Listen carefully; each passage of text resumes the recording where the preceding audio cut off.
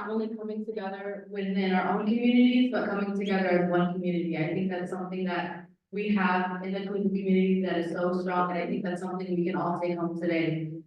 Our next speaker is David Shutkin from Jewish Voice for Peace Cleveland.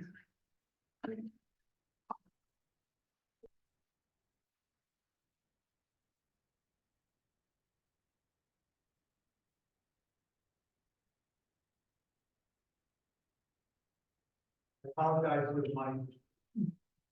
I think there's a wire broken inside, not there, so. Thanks for being patient. Absolutely.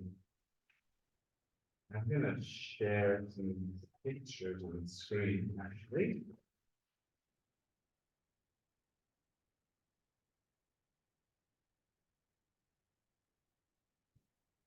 While those pictures are getting set up, let me introduce myself. My name is David Shutkin, and I am with Jewish Voice for Peace here in Cleveland.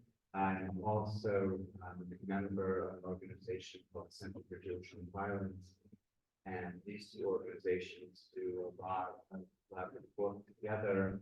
A lot of the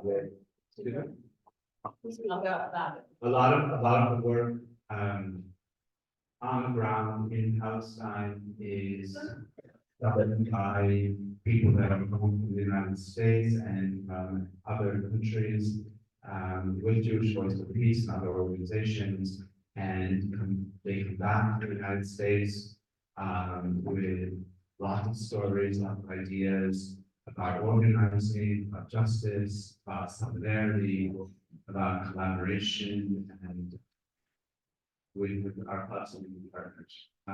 And today what I'd like to do is just share a couple of stories with you from some of the experiences that I've had in Palestine. First, I am grateful to be here. It's really an honor to be able to speak among and with everybody that's here. I came to Israel and really taken by the speakers from Egypt, Gaza, Hamdan, and the work that they're doing. The social justice work, the documentation work, the research. Brilliant. And of course, thank you to the Peace Action for all of the works. So this is the end of my story, actually, or somewhere in the middle. I'm going to read around a very special place called Sarara, and it's a small hamlet in Massachusetts where I spent a fair amount of time.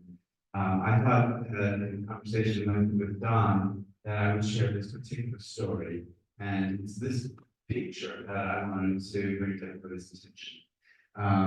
I don't know if you can see it very well, but the sign in front says, "From Sarara, Palestine to Standing Rock, home is a human right." And the collaborative work, the solidarity work, from Standing Rock to Massachusetts, to the South of the Delta area of Palestine, is really well known. This picture was actually taken in 2017. A couple years later, I was in Jerusalem for Christmas and had the very good fortune of spending New Year's Eve in Sarara. The people of Sarara were forced out of their homes, ethnically cleansed, in 1982, when the 918 firing zone was first designated in the area.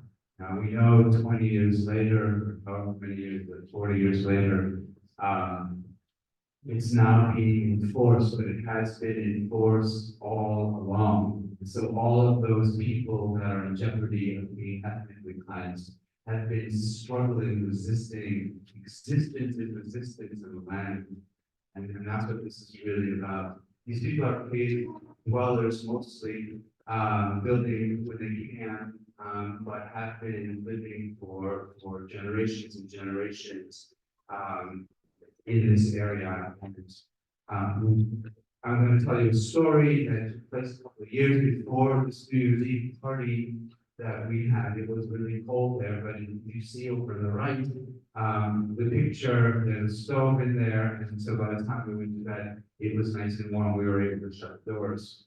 But back in May 2017, or I should even go back a little bit further, the people of Montreal in the area, in working with those that had been ethnically cleansed from Ferrara, decided that they wanted to come back to Ferrara.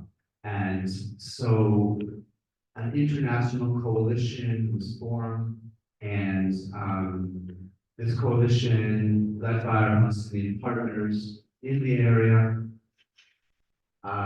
Israeli, Jews, Muslims, Christians, internationals. We were many organizations, many individuals in coalition together. There were 300 of us.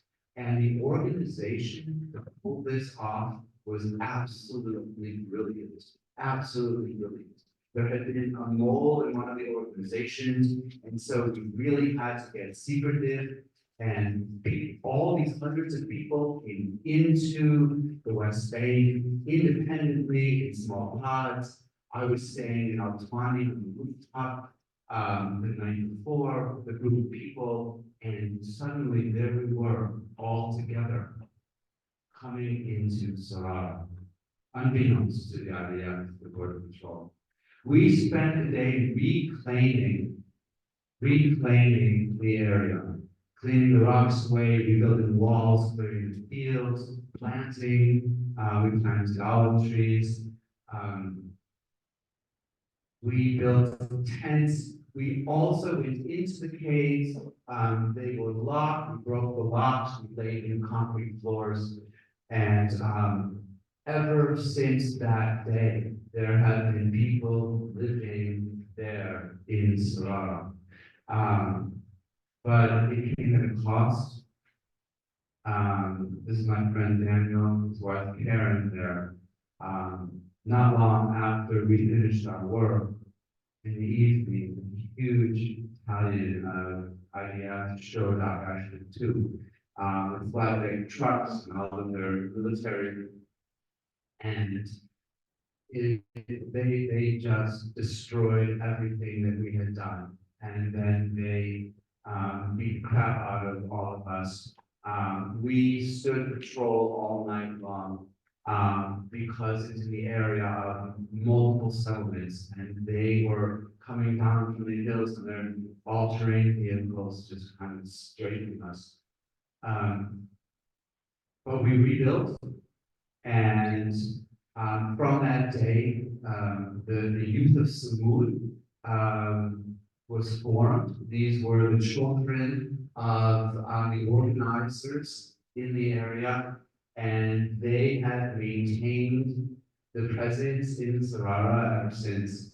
And that's the story I wanted to share with you. So thank you all very much.